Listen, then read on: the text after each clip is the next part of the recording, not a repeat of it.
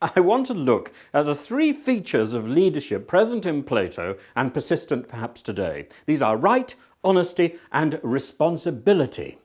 Now, the story of the cave is about the education of kings and the link between knowledge and leadership.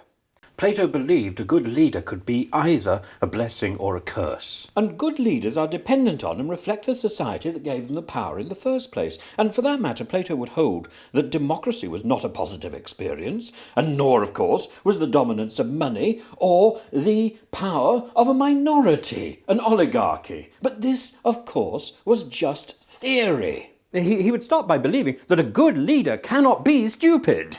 In modern terms, you cannot be a good boss if you do not know your job, if you don't know about the product, if you can't see your business in a wider context, and more than that.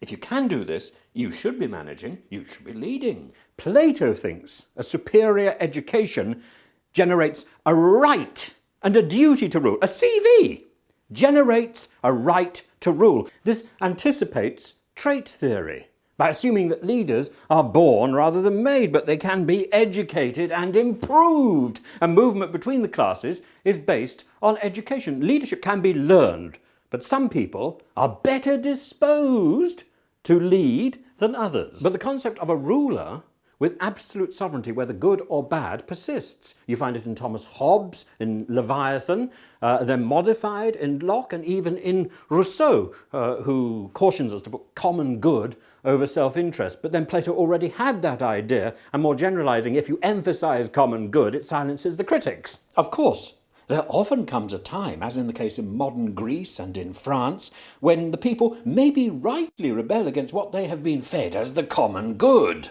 Now, the attempts to put Plato's theories into practice with Dionysius I and Dionysius II, and then later by Aristotle with Alexander the Great, were not really successful. In fact, with the Dionysiuses were an unqualified disaster. The second point is honesty, or at least the illusion of honesty. In the modern era, John Maynard Keynes, in contrast to Machiavelli, says that the leader should be a reckless truth-teller. But truth is relative.